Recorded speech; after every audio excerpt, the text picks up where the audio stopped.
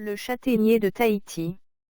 Le Nocarpus fagifé est une plante essentiellement alimentaire et culturelle, avec une forte valeur nutritive, des usages médicinaux simples mais efficaces, une importance majeure dans les traditions du Pacifique. Nom latin, Inocarpus fagifé.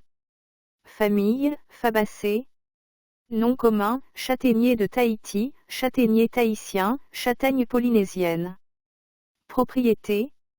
Des études ont donné des valeurs nutritionnelles, antioxydantes, anti-athérosclérotiques. Parties utilisées. Graines partie principale, feuilles, écorce, parfois fleurs. Distribution. Asie, de la Malaisie à l'Australie et au Pacifique Sud-Ouest.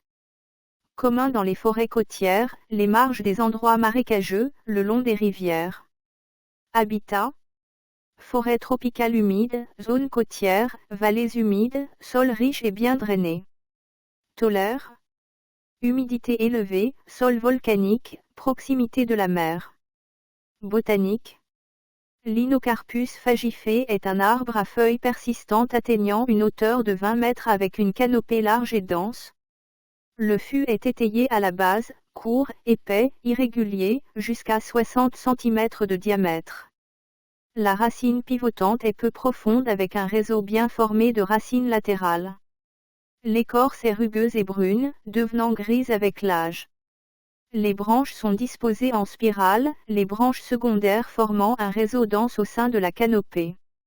Les feuilles sont vert foncé, simples, oblongues et coriaces, de 15 à 30 cm de long, de 7 à 13 cm de large, à sommet pointu et à base lobée. Le pétiole mesure 5 mm de long.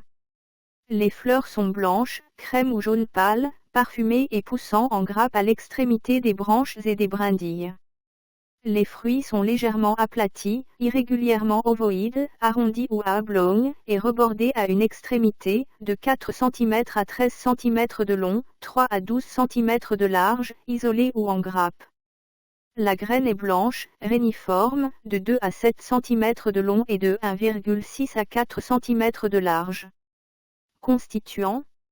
L'étude des teneurs en acides gras, minéraux, composés phénoliques et vitamines a révélé une légère prédominance des acides gras insaturés sur les acides gras saturés. L'analyse minérale a donné des concentrations substantielles de cuivre, de magnésium, de manganèse, de potassium et de zinc. Utilisation culinaire. Les graines sont comestibles, bouillies avant maturation, elles ont la saveur de la châtaigne. Les graines sont cuites par torréfaction, grillage, ébullition et cuisson. En Papouasie-Nouvelle-Guinée, aux îles Salomon et en Polynésie, les amandes cuites sont réduites en purée pour en faire un pudding. Les graines râpées sont utilisées pour faire des gâteaux, des pains et des puddings. Elles sont hautement périssables avec une courte durée de conservation. Utilisations alimentaires. Consommées comme châtaigne, en purée, en soupe, en accompagnement de poisson ou viande, en farine traditionnelle. Médecine rurale.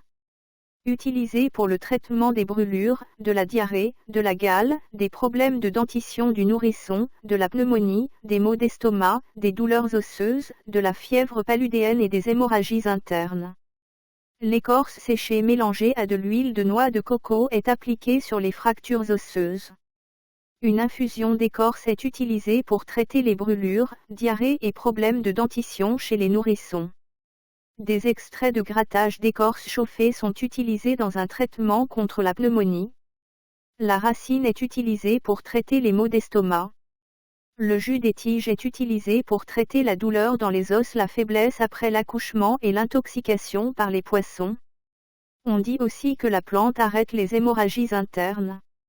Ce que soigne traditionnellement la plante. Diarrhée, dysenterie, inflammation, plaies, infections cutanées, fatigue. Danger. Les graines crues peuvent être difficiles à digérer, légèrement toxiques. Toujours cuire les graines.